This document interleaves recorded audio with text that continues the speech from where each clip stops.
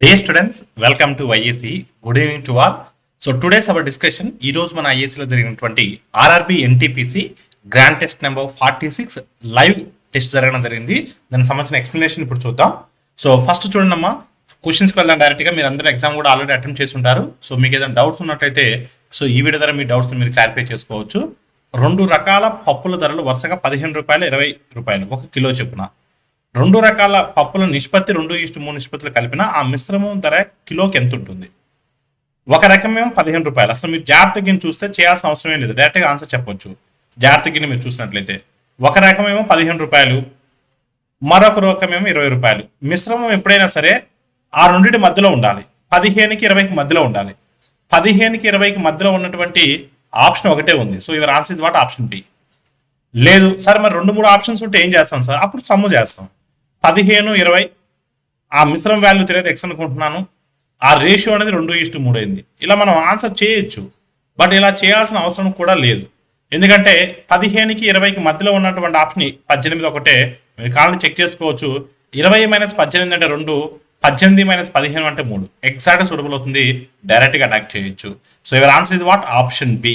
Option B is the right answer. రెండు వ్యక్తీకరణ అంటే 2 ఎక్స్ప్రెషన్స్ యొక్క లబ్ధము x-7 × x² + 8x + 12. ఈ వ్యక్తీకరణ యొక్క హెచ్సిఎఫ్ గసాబా x+2 అయితే వాటి యొక్క కసాగ్ ఎంత? సో ఎప్పుడైనా సరే మనకు ఒక విషయం తెలుసు, ఏంటి? రెండు సంఖ్యల లబ్ధం ఈజ్ ఈక్వల్ టు వాటి యొక్క గసాబా మరియు కసాగుల లబ్ధానికి సమానం. సో ఇక్కడ మీరు చూసినట్లయితే ఈ x² + 8x + 12 మనం ఏ విధంగా రాసుకోవచ్చు? ప్రొడక్ట్ చేస్తే 12 అంట, సమ్ము చేస్తే 8 అంట. అంటే ఎలా రాయొచ్చు? 6, 2 అని రాయొచ్చు కదా. అంటే దాన్ని ఎలా రాయొచ్చు మనం? x-7 ఇంటూ, సో 6, 2 అనేవి రూట్స్ కాబట్టి, మూలాలు కాబట్టి దాన్ని మనం x+6 × x+2 రాయొచ్చు. x+6 × x+2 రాయొచ్చు కదా. రాయొచ్చు, డెఫినెట్గా రాయొచ్చు. ఈజ్ ఈక్వల్ టు రెండు సంఖ్యల లబ్ధము ఈజ్ ఈక్వల్ టు వాటి కసాగు మరియు గసాబాల లబ్ధానికి సమానం. కసాగు ఎంతో తెలియదు, మనం కనుక్కోవాలి. ఎల్సిఎం అనేది మనం కనుక్కోవాలి. గసాబా ఎంత? x+2. ఇప్పుడు x+2కి x+2కి క్యాన్సిల్ చేసినట్లయితే సో మనకి ఏం మిగులుతుందో చూద్దాం. x+2కి x+2 క్యాన్సిల్ చేసినట్లయితే x², సో -7x + 6x అంటే -x. 6 7 42, -42. So your answer is what? x² - x - 42. Option C అనేది మీ ఆన్సర్ అవుతుంది. సో నెక్స్ట్ క్వశ్చన్ నెంబర్ 3 మీరు చూసినట్లయితే రెండు వరుస సరి సంఖ్యల యొక్క సో హెచ్సిఎఫ్ అంటే గసాబా మరియు కసాగులు వరుసగా 284 ఉంటే అప్పుడు ఆ సంఖ్యల మొత్తం ఎంత? కసాగు వచ్చేసరికి 84 అంట, గసాబా వచ్చేసరికి 2 అంట. అంటే ఆ రెండు సంఖ్యల మొత్తం కనుక్కోమంటున్నాడు. ఇక్కడ మనం ఎక్స్ అనుకొని దాని తర్వాత x+2 అనుకొని చేయాల్సిన అవసరం లేదు. ఎందుకంటే గసాబా 2 అంటున్నాడు, ఆ సంఖ్యల మొత్తం అంటున్నాడు. ఇప్పుడు 20 ఉంది కదా, నేను దీన్ని మనం 14, 16 అని తీసుకోవచ్చు. రెండు కూడా ఏంటి? వరుస సరి సంఖ్యలు కదా. రెండు వరుస సరి సంఖ్యలు. ఆప్షన్ ద్వారా వెళ్తున్నాను. 14, 16 తీసుకుంటే సో ఈ రెండింటి యొక్క కసాగు ఇవి రెండో ఎక్కంలో పోతే 16 ఏళ్ళ 112 వస్తుంది. కసాగు 112 వస్తుంది. కానీ కసాగు ఎంత రావాలి? 84 రావాలి. ఇది 26ని మనం 12, 14గా తీసుకుంటే 12, 14గా మీరు తీసుకుంటే గసాబా 2, కసాగు రెండో ఎక్కంలో పోతుంది. 6 సార్లు 6, 14 సార్లు 84 ఎగ్జాక్ట్ సూటబుల్ అవుతుంది. సో అంతేగాని ఎక్స్ అనుకుని x+2 అనుకుని సర్కట్ చేస్తే it will take some time. So 12, 14 ఆ సంఖ్యలు ఏంటి? 12, 14 ఆ సంఖ్యల మొత్తం అడిగాడు కాబట్టి మీ ఆన్సర్ ఆప్షన్ బి అవుతుంది. సో ఒక్కసారి మీరు చూడండి, ఇక్కడ 4th క్వశ్చన్ చూడండి. 43135 - 2643 × 13. 13తో మల్టిప్లై చేయండి. సో 43135 లో నుంచి మనం ఏం సబ్ట్రాక్ట్ చేయాలి? 43135 లోంచి మనం ఏం సబ్ట్రాక్ట్ చేయాలి? 13 × this one. 13 2000 times 2000 times is how much? 26,000 కదా. 26,000. 13,600 టైమ్స్ ఇస్ వాట్? 78. 13 6 are 78 అంటే 7,800. 7,000 దిస్ ఇస్ 26,000.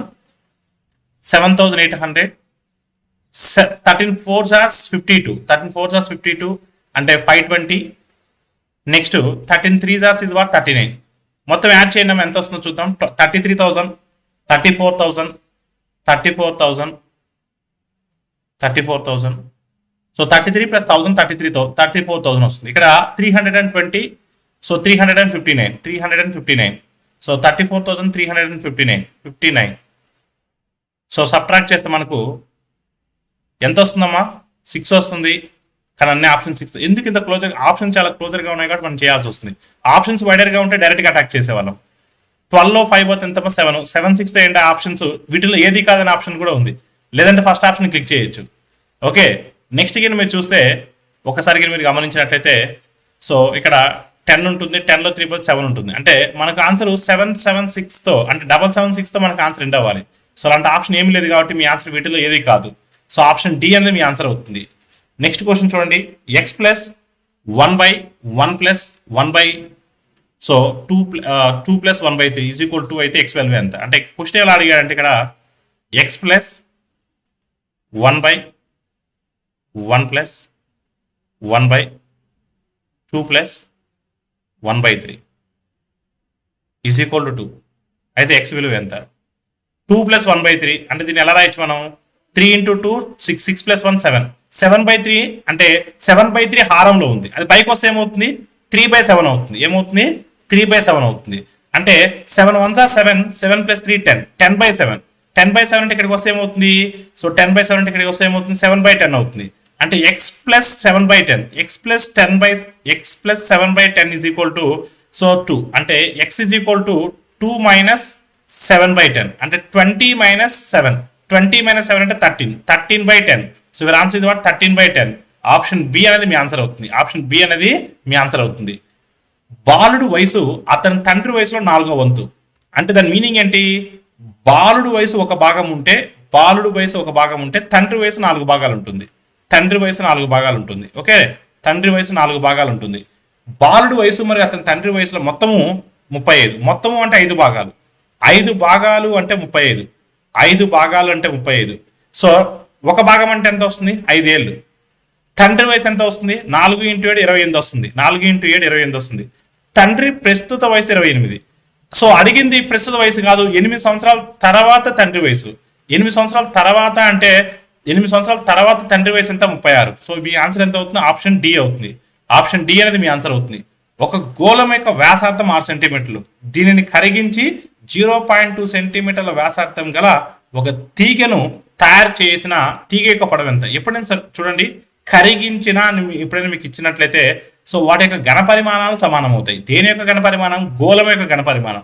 గోళం ఘన పరిమాణం అంటే 4/3 πr³, 4/3 πr³. ఆర్ అంటే ఎంత, వ్యాసార్థం 6 ఇచ్చాడు అంటే 6³ సో ఒక తీగ అంటే తీగ ఏ కారంలో ఉంటుంది, స్తూపాకారంలో ఉంటుంది. తీగ ఏ కారంలో ఉంటుంది, స్తూపాకారంలో ఉంటుంది. తీగ పొడవే ఆ స్తూపం యొక్క ఎత్తు అవుతుంది. సో అంటే స్తూపము అంటే స్తూపం యొక్క ఘన పరిమాణం πr²h, π × r².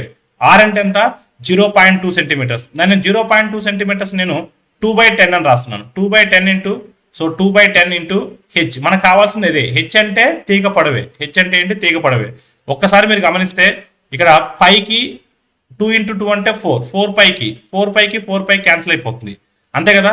ఈ 6³ అంటే దాన్ని 6 × 6² రాయొచ్చు. 3 1s are 3 2s are 6² అంటే 36, 36 × 2 అంటే 72. ఈ 72 × 100, 72 × 100 ఏంటి సెంటీమీటర్స్. కానీ మనకు ఇచ్చిన ఆప్షన్స్ మీటర్లో ఉన్నాయి. ఒక మీటర్కి 100 సెంటీమీటర్స్ కదా, అంటే 70 to 100 సెంటీమీటర్స్ మనం ఎలా రాయొచ్చు, 72 మీటర్స్ అని రాయొచ్చు. అంటే ఎత్తు అంటే తీగ పొడవు. తీగ పొడవు ఏమని చెప్పొచ్చు, సో తీగ పొడవు ఏమని చెప్పొచ్చు 72 మీటర్స్ అని చెప్పొచ్చు. ఆప్షన్ డి అనేది మీ ఆన్సర్ అవుతుంది. ఒక అర్ధగోళం యొక్క వ్యాసం 28 సెంటీమీటర్లు అయితే దాని ఉపరితల వైశాల్యాన్ని కనుగొనండి. అర్ధగోళ వ్యాసం ఇచ్చాడు. వ్యాసము అంటే డి అంటే 28, వ్యాసార్థము అంటే 14, వ్యాసార్థము అంటే 14, దాని ఉపరితల వైశాల్యము అంటే 2πr². ఉపరితల వైశాల్యము అంటే అర్ధగోళం యొక్క ఉపరితల వైశాల్యం 2πr². So 2 × 22/7 into so 14 × 14, 14 × 14. ఒకసారి మీరు జాగ్రత్త చూడండి.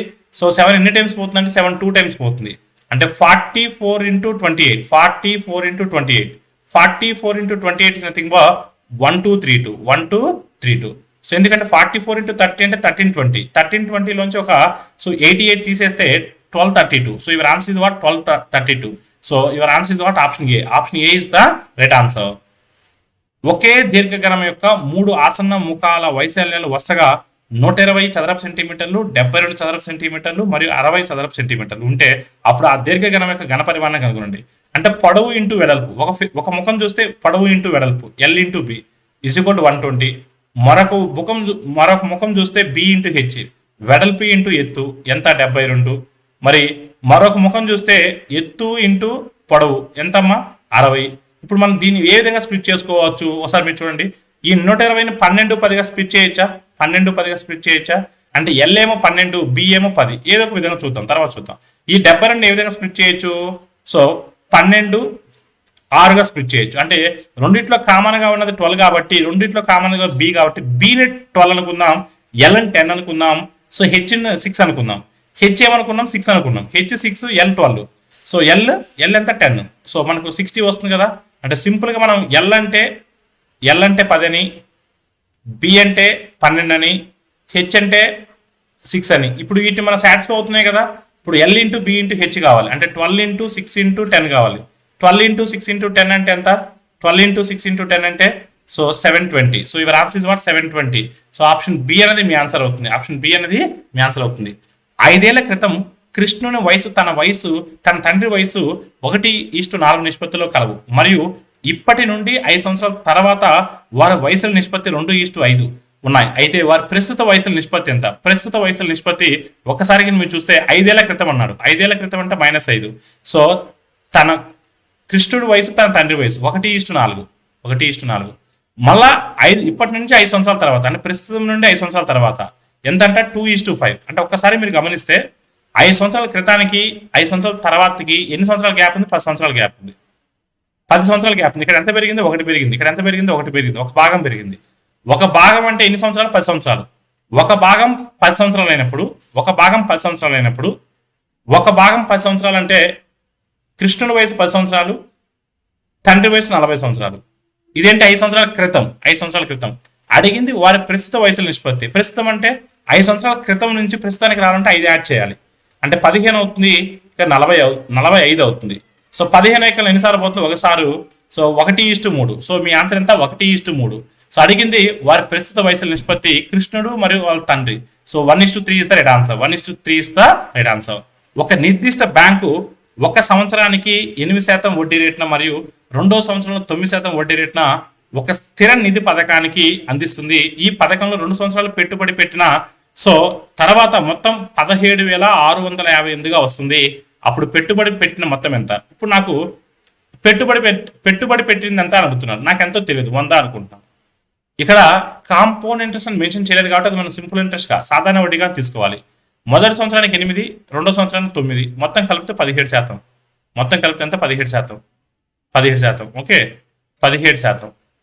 అంటే వడ్డీ 17, అప్పుడు మొత్తం ఎంత అవుతుంది? 117 అవుతుంది. మొత్తం ఎంత అవుతుంది? 117 అవుతుంది. కానీ లెక్క ప్రకారం ఎంత? 17,658. అంటే అప్రాక్సిమేట్గా ఎన్ని టైమ్స్ పోతుంది? 5 టైమ్స్ పోతుంది, 15 టైమ్స్ పోతుంది. So 15 into 100, 15 17 times.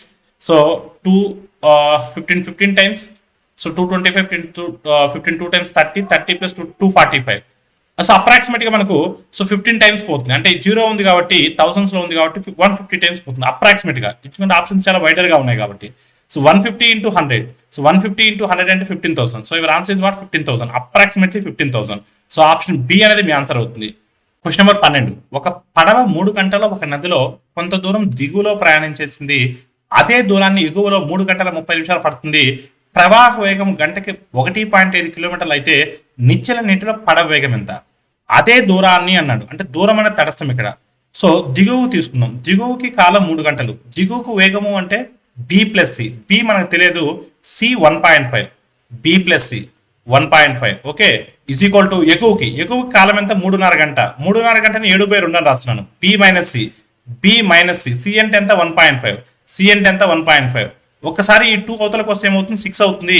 6 into b 6b, 6 into 1.5 9. So 6b plus 9 is equal to 7b minus 10.5. 7b minus 10.5. ఒకసారి మీరు గమనిస్తే ఈ b అవతలకు పోయి 10.5 అవతలకు వస్తే b is equal to 10.5 plus 9 19.5. therefore నిశ్చల నీటిలో పడవ వేగము సో 19.5. ఆప్షన్ సి అనేది మీ ఆన్సర్ అవుతుంది. Coming to the next question. Sumit ఇంటి నుండి రిసార్ట్కు గంటకు 45 కిలోమీటర్ల వేగంతో వెళ్తాడు. అదే మార్గంలో తిరిగి వచ్చిన అతను ట్రాఫిక్ లో చిక్కుకొని 1 గంట ఎక్కువ సమయం తీసుకున్నాడు. అలాగే అతను గంటకి 40 కిలోమీటర్ల వేగంతో మాత్రమే వస్తే అతను ప్రతి మార్గంలో ఎన్ని కిలోమీటర్లు వెళ్తాడు? ఒకసారి మీరు గమనిస్తే సో మొదటిసారి ఏమో 45 కిలోమీటర్ల వేగంతో వచ్చాడు. ట్రాఫిక్ ఉండడం వల్ల నెక్స్ట్ టైం 40 కిలోమీటర్ల వేగంతో వచ్చాడు. అంటే ఇక్కడ వేగాల నిష్పత్తి సో 45:40 అంటే 9:8. వేగాల నిష్పత్తి 9:8. ఇక్కడ దూరం తటస్థం కాబట్టి వేగాలు మరియు కాలాలు విలోమానుపాతంలో ఉంటాయి. అంటే కాలాల నిష్పత్తి 8:9 అవుతుంది. 8:9 అవుతుంది. ఇక్కడ ఎన్ని భాగాల డిఫరెన్స్ ఉంది? ఒక్క భాగం డిఫరెన్స్ ఉంది. ఆ ఒక్క భాగము అంటేనే ఆ ట్రాఫిక్ వల్ల 1 అవర్ లేట్ అయింది. ఒక్క భాగం అంటే 1 గంట, 8 భాగాలంటే 8 గంటలు. అంటే ఇక్కడ విషయం ఏంటంటే అడిగింది సో 8 గంటలు. ఒక భాగం అంటే 1 గంట అయినప్పుడు 8 భాగాలు ఎంత అవుతుంది? 8 గంటలు అవుతుంది. 8 గంటలు ఒక్కసారి మీరు చూసినట్లయితే గంటకు 45 కిలోమీటర్ల వేగంతో వెళ్ళినప్పుడు 8 గంటల సమయం పట్టిందంటే గంటకు 45 చొప్పున 8 గంటల దూరం వెళ్ళాడు అంటే ఎంత దూరం వెళ్ళి ఉంటాడు? 360 కిలోమీటర్లు వెళ్ళి ఉంటాడు. 45x2 అంటే 90, 90x4 అంటే 360. అంటే ఎంత దూరం ఉందండి? 360 కిలోమీటర్ల దూరం ఉంది. ఆప్షన్ బి అనేది మీ ఆన్సర్ అవుతుంది. నెక్స్ట్ క్వశ్చన్ చూస్తే దిగువ చిత్రంలో చూపిన విధంగా ఏబిసి మరియు డిఎఫ్ అనునవి 2 సమబాహు త్రిభుజాలు. వాటి మధ్యగత రేఖలు వరుసగా ఏఎల్ మరియు డిఎం అయితే కింది వాటిలో ఏది సత్యం? సో ఇక్కడ విషయం చూస్తే ఏబిసి డిఎఫ్ అనే 2 సమబాహు త్రిభుజాలు. సమబాహు త్రిభుజాలు అంటే అన్ని భుజాలు సమానం, అన్ని కోణాలు సమానం. సో అలాంటప్పుడు మనం ప్రతి సైడ్ని మన యొక్క సైడ్ని మనం ఈక్వేట్ చేయొచ్చు. ఎలా అంటే సైడ్స్ అంటే సో ఏబి బై డిఈ అని, ఏబి బై డిఈ అని, అదేవిధంగా సో బీసీ బై ఈఎఫ్ అని, బీసీ బై ఈఎఫ్ అని, బీసీ బై ఈఎఫ్ అని, అదేవిధంగా ఒకసారిగా మీరు చూస్తే ఏసీ బై డిఎఫ్ అని, ఏసీ బై డిఎఫ్ అని, ఏసీ బై డిఎఫ్ అని కదా. సో ఇక్కడ ఏది ఉంది? బీసీ బై ఈఎఫ్ ఉందా? ఎస్ ఉంది. BC by EF, EF by BC ఇదేది కాదు. ఆ పైవన్నీ సర్వేనేవి, ఇది కూడా కాదు. నెక్స్ట్ ఏంటి? BC by EF is equal to BC by EF is equal to BC by F is equal to వాటి మీడియన్స్ అంటే మధ్యగత రేఖలు కూడా సిమిలర్ రేషియోలో ఉంటాయి. మధ్యగత రేఖలు కూడా so B C by F, B C by F మధ్యగత రేఖలు ఏమున్నాయి? B C by F is equal మధ్యగత రేఖలు అంటే ఏఎల్ బై డిఎం. బీసీకి మధ్యగత రేఖ ఏఎల్ కాబట్టి దానికి అనుగుణంగా రాస్తున్నాం. ఈఎఫ్కి మధ్యగత రేఖ ఏంటి? D M. So your answer is what? Option B is the right answer. ఒకే వ్యాసార్థంగా 2 వృత్తాలు ఒకటి మరొక దానికి కేంద్రం గుండా పోతుంది. వాటి కేంద్రాలు ఓ మరియు ఓ డాష్. ఆ 2 వృత్తాలు ఏ మరియు బి వద్ద ఖండించుకుంటాయి. సో అయితే చతుర్భుజి ఏఓ బిఓ డాష్ యొక్క వైశాల్యం ఎంత? సో ఇక్కడ మీరు చూస్తే ఆల్ ఆఫ్ యూ ఒకసారి జాగ్రత్తగా చూస్తే ఇది ఒక వృత్తము. ఈ వృత్తము మరొక వృత్తం యొక్క కేంద్రం నుంచి పాస్ అవుతూ ఉంటుంది ఇలా. ఓకే, ఒక వృత్తం యొక్క వ్యాసార్థం ఓ అనుకుంటే మరొక వృత్తం యొక్క వ్యాసార్థం ఓ డాష్ అవుతుంది. ఈ 2 ఎక్కడ ఖండించుకుంటాయంటే ఇక్కడ ఏ, ఇక్కడ బి, ఏబి దగ్గర ఖండించుకుంటాయి. వీటిని మనం రెండిటికి ఉమ్మడి జా అని పిలుస్తాం. దీన్ని మనం ఏం పిలుస్తాం? ఉమ్మడి జా అని పిలుస్తాం. సో ఒకసారి మీరు గమనించినట్లయితే ఇక్కడ ఇది ఏఓ, ఇదేంటి? ఏఓ డాష్, అదేవిధంగా బిఓ. ఇక్కడ మనకు ఏం ఏర్పడింది? ఏఓ బిఓ డాష్ అనే ఒక చతుర్భుజి ఏర్పడింది. ఒకటి ఇదిగో చూడండి, మీరు జాగ్రత్త చూడండి. ఇక్కడ నుంచి ఇక్కడికి ఎంత దూరం ఉంటుందో ఇక్కడ నుంచి ఇక్కడ అంతే దూరం ఉంటుంది. ఇక్కడ రేడియస్ ఎంత ఉంటుందో ఇది కూడా అంతే ఉంటుంది. అంటే ఇది సమబాహు త్రిభుజం. సో ఏఓ ఇక్కడ చూస్తే కింద ఏఓ ఓ డాష్ అనేది సమబాహు త్రిభుజమే. అదేవిధంగా బిఓ ఓ డాష్ అనేది కూడా సమబాహు త్రిభుజమే. అంటే 2 సమబాహు త్రిభుజాలు. అసలు ఒక సమబాహు త్రిభుజం అంటే ఏంటి? √3/4 a². 2 సమబాహు త్రిభుజాలు అంటే 2 × √3/4 a². 2 1s are 2 2s are అంటే √3/2 a². ఆప్షన్ సి అనేది మీ ఆన్సర్ అవుతుంది. ఏబిసిడి ఒక చతురస్రము, పిడిసి ఒక సమబాహు త్రిభుజము అయితే అప్పుడు యాంగిల్ డిఓస్ని కనుగొనండి. ఒకసారి మీరు జాగ్రత్తగా చూడాలి. ఇక్కడ చతురస్రము అంటే ప్రతి కోణం కూడా 90 డిగ్రీలు ఉంటుంది. ఇక్కడ ప్రతి కోణం 90 డిగ్రీలు ఉంటుంది అంటే సో బీడీ అనేది డయాగనల్ కాబట్టి సో అంటే ఎగ్జాక్ట్ గా హాఫ్ కట్ చేస్తుంది కాబట్టి ఈ యాంగిల్ ఎంత ఉండాలి? 45 డిగ్రీస్ ఉండాలి. ఈ యాంగిల్ 45 డిగ్రీస్ ఉండాలి. ఒకసారి మీరు చూస్తే డిపిసి అనేది సో పీడీసీ అనేది ఒక సమబాహు త్రిభుజం. సమబాహు త్రిభుజం అంటే ప్రతి కోణం కూడా 60 డిగ్రీలు, అంటే ఇది 60 డిగ్రీలు ఉండాలి. అడిగింది డిఓసి. ఇప్పుడు ఇది 60 డిగ్రీలు, ఇది 45 డిగ్రీలు. ఒక త్రిభుజంలో 3 కోణాలు మొత్తం 180 డిగ్రీలు. 2 కోణాలు 105 కాబట్టి మూడో కోణం ఎంత అవుతుంది? 75 అవుతుంది. మూడో కోణం ఎంత అవుతుంది? 75 అవుతుంది. ఇప్పుడు 105 ప్లస్ 75 అంటే 180 అవుతుంది. So your answer is what? Option A. Option A అనేది మీ ఆన్సర్ అవుతుంది. Coming to the next question. Raju, Shyam మరియు హరి చేసిన పరుగుల సగటు అన్నది శ్యామ్, హరి మరియు కిషోర్లు చేసినటువంటి పరుగుల సగటు కంటే 7 తక్కువ. కిషోర్ చేసిన పరుగులు 35 అయితే రాజు చేసినటువంటి పరుగులు ఎంత? ఒకసారి మీరు చూడండి జాగ్రత్తగా. ఒకసారి జాగ్రత్తగా మీరు అబ్జర్వ్ చేసినట్లయితే ఇచ్చినటువంటి స్టేట్మెంట్ ఏంటో చూడండి. ఇచ్చినటువంటి స్టేట్మెంట్ ఏంటో చూడండి. రాజు, శ్యామ్ మరియు హరి ఈ ముగ్గురు యొక్క సగటు. సగటు అంటే మొత్తము బై సభ్యుల సంఖ్య. సభ్యుల సంఖ్య ఎంత? 3. సభ్యుల సంఖ్య ఎంత? 3. సభ్యుల సంఖ్య 3 ఇస్ ఈక్వల్ టు చేసిన పరుగులు సగటు పరుగులు అనేది శ్యామ్, హరి మరియు కిషోర్. శ్యామ్, హరి మరియు కిషోర్. కిషోర్ చేసిన సగటు పరుగుల కన్నా 7 తక్కువ. చేసిన సగటు పరుగుల కన్నా 7 తక్కువ, -7. ఒకసారి మీరు చూస్తే ఈ 3 అవతల పోతే 3 3 అనేది క్యాన్సిల్ అవుతుంది. కసాగు 3 కాబట్టి అప్పుడు మనకు సో ఒకసారి మీరు గమనిస్తే ఈ 3 7 21 అవుతుంది. ఇక్కడ మనకు శ్యామ్ క్యాన్సిల్, హరి క్యాన్సిల్. అప్పుడు మనకి ఏం మిగులుతుందంటే సో ఎల్సిఎం 3 కాబట్టి 3 కూడా క్యాన్సిల్ అయిపోతుంది. Ram is equal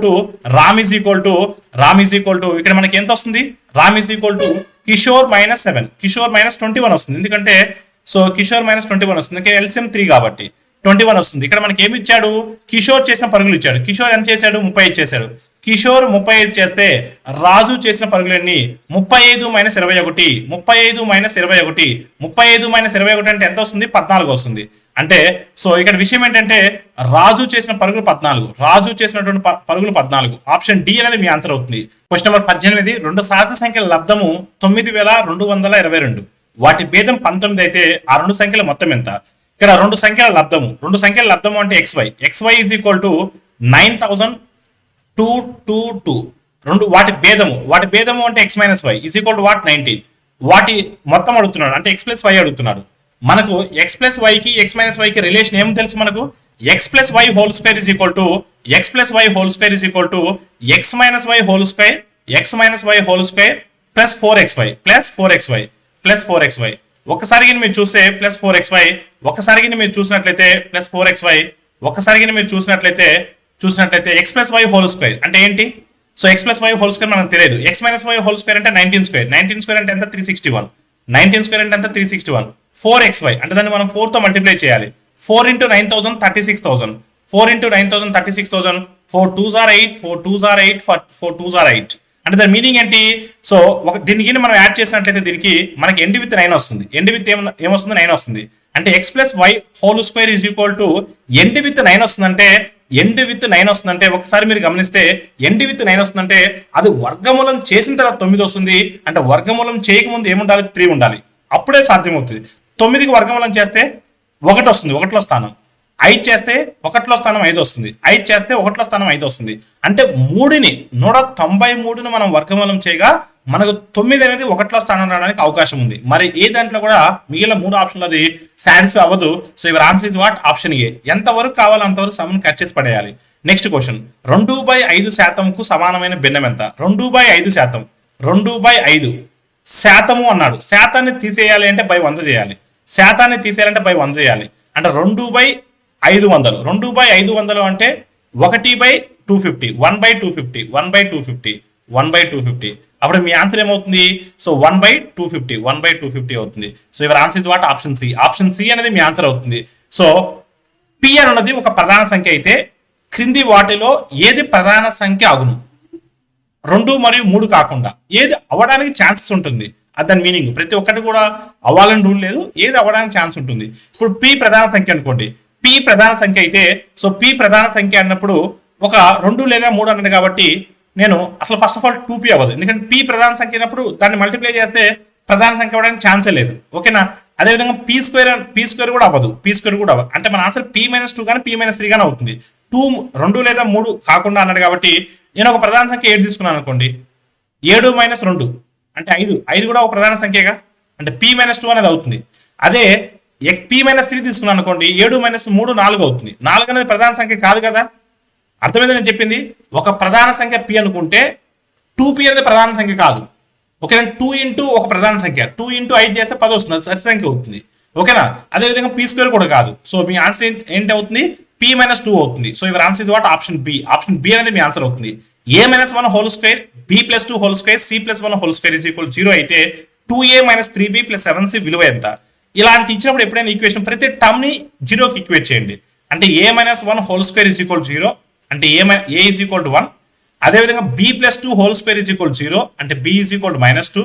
c plus 1 whole square is equal 0 అంటే c is equal to minus 1. c is equal to what, minus 1. అంటే ఈ వాల్యూస్ ఇక్కడ సబ్స్టిట్యూట్ చేయండి. 2 into 1 2, 3 minus 3 into minus 2 plus 6 అవుతుంది. 2 ప్లస్ 6 8 అవుతుంది. 7 ఇంటూ మైనస్ 1 మైనస్ 7 అవుతుంది. అంటే ఇక్కడ ప్లస్ 8 మైనస్ 7 అంటే your answer is what 1. So your answer is what, option D. Option D అనేది మీ ఆన్సర్ అవుతుంది. ఆప్షన్ డి అనేది మీ ఆన్సర్ అవుతుంది. 3x square plus 5x plus 2 is equal 0 అనే వర్గ సమీకరణం యొక్క మూలాల అర్థం ఎంత? ఇది ఏ ఫార్మేట్ లో ఉంది, ax square plus bx plus c format లో ఉంది. ax square plus bx plus c format లో ఉంది. ax square plus bx plus c format లో ఉంది. ఇజ్ ఈక్వల్ 0 అంటున్నాను, ఇజ్ ఈక్వల్ 0 అంటున్నాను. సో ఒక మూలాల అర్థం అన్నాడు. మూలాల అర్థం అంటే c బై a, మూలాల అర్థం అంటే c బై a అంటే 2 by, so 2 by c by a అన్నారు కదా, 2/3. So your answer is what, option A. Option A అనేది మీ ఆన్సర్ అవుతుంది. ఆప్షన్ ఏ అనేది మీ ఆన్సర్ అవుతుంది. రెండు సంఖ్యలు మూడవ సంఖ్య కంటే వరుసగా 20% మరియు 50% ఎక్కువైతే మొదటి సంఖ్య రెండో సంఖ్యలో ఎంత శాతం? సో మూడవ సంఖ్య కంటే అన్నాడు. అంటే మూడవ సంఖ్యను 100 అనుకుంటే మొదటి సంఖ్య 20 ఎక్కువ అంటే 120, రెండో సంఖ్య 50 ఎక్కువ అంటే 150. అంటే ఇది మొదటి సంఖ్య, ఇది మొదటి సంఖ్య, ఇది రెండో సంఖ్య, ఇది మూడో సంఖ్య. ఒకసారికి మీరు గమనించినట్లయితే క్వశ్చన్ ఏం అడిగాడో చూడండి. ఫస్ట్ ఆఫ్ ఆల్ క్వశ్చన్ ఏం అడిగాడో చూడండి. ఇది రెండో సంఖ్య అవుతుంది, ఇది మూడో సంఖ్య అవుతుంది. క్వశ్చన్ ఏం అడిగాడయా అంటే మొదటి సంఖ్య రెండవ సంఖ్యలో అన్నాడు. మొదటి సంఖ్య రెండవ సంఖ్యలో అన్నాడు. రెండవ సంఖ్యలో అంటే 120 బై ఎక్కువైతే మొదటి సంఖ్య రెండవ సంఖ్యలో ఎంత శాతం? 120 బై 150, 120 బై 150 ఏ ఎక్కంలో పోతాయి? 30 ఎక్కంలో పోతాయి. 34 సార్లు, 35 సార్లు, 4/5, 1/5 అంటే 20%, 1/5 అంటే 20%, 4/5 అంటే 80%. So your answer is what, 80%. A B మరియు సిలు వరుసగా 20, 30, 60 రోజుల్లో ఒంటరిగా పనిని పూర్తి చేయగలరు. వారంతా ఒక రోజు కలిసి చేశారు. ఆ తర్వాత ఏబి మానేశారు. మిగిలిన పనిని పూర్తి చేయడానికి సి ఒంటరిగా పనిచేస్తే ఎన్ని రోజులు పడుతుంది? అడిగిన క్వశ్చన్ మిగిలిన పని, దాన్ని మీరు కాన్సన్ట్రేట్ చేయాలి. మిగిలిన పని అన్నాడు. ఫస్ట్ ఆఫ్ ఆల్ ఎంత పని ఉందో తెలుసుకుందాం. ఏ 20 రోజులు, బి 30 రోజులు, సి 60 రోజులు. సో ఒకసారికి మీరు చూస్తే ఎల్సిఎం ఎంత, కసాగ్ ఎంత, 60. అంటే మొత్తం పని 60.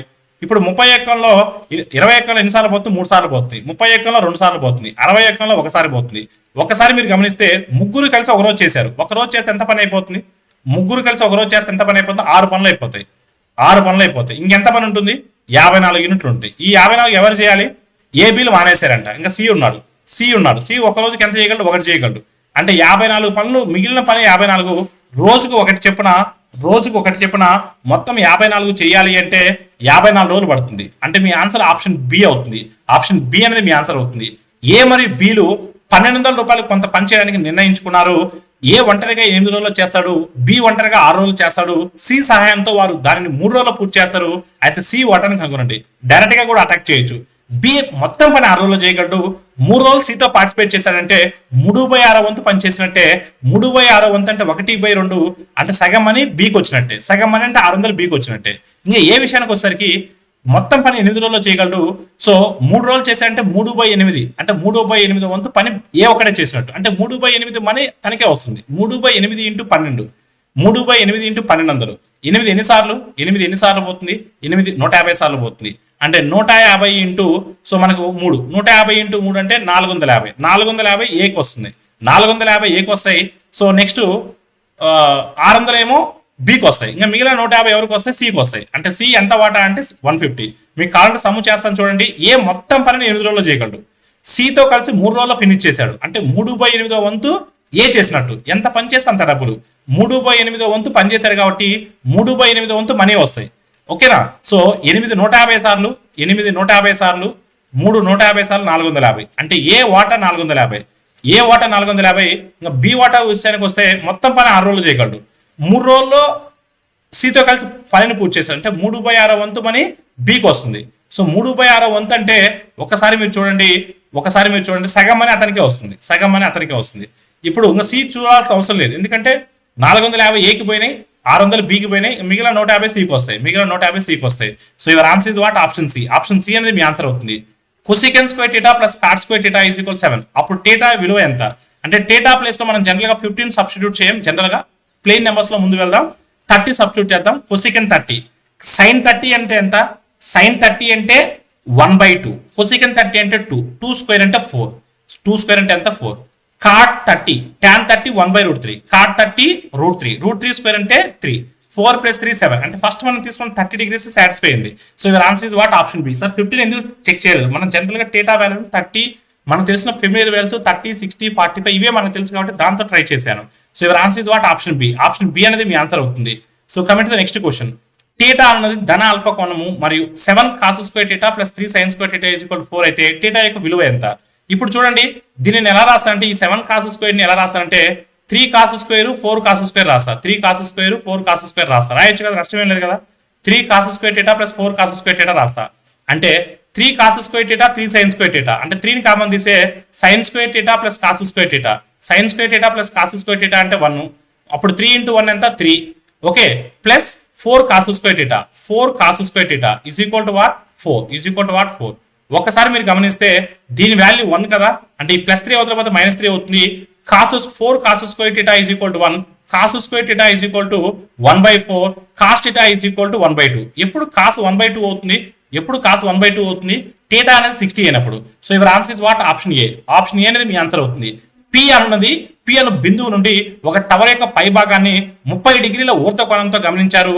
టవర్ 100 మీటర్ల ఎత్తులో ఉంటే టవర్ అడుగు భాగం నుండి బిందు పీకి గల దూరాన్ని కనుగొనండి. ఒకసారి మీరు గమనించినట్లయితే, సో ఇది టవర్ యొక్క ఎత్తు అనుకుందాం, ఇది భూభాగం అనుకుందాం. సో ఎంత కోణము? ఊర్ధ్వ కోణం, 30 డిగ్రీలు ఊర్ధ్వ కోణం. ఊర్ధ్వ కోణం అన్న నిమ్మ కోణం అన్న ఒకటే, 30 డిగ్రీలు. tan 30 అంటే 1/√3, ఇది ఒక భాగము, ఇది √3 భాగాలు. ఒక ఏమిచ్చాడు? టవర్ ఎత్తు ఇచ్చాడు. టవర్ ఎత్తు ఒక భాగం, ఒక భాగం అంటే 100 మీటర్లు. మరి √3 అని మనం ఎలా రాయొచ్చు? 1.732 అని కూడా రాయొచ్చు, 1.73 అని కూడా రాయొచ్చు. ఇంటూ 100 అంటే ఒక భాగం 100 అయినప్పుడు 1.73 × 100 అంటే 173.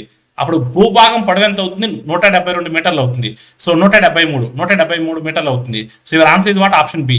ఒక గడియారమును 1288 రూపాయలకు అమ్మడం ద్వారా ఒక వ్యక్తి 8% నష్టపోతాడు.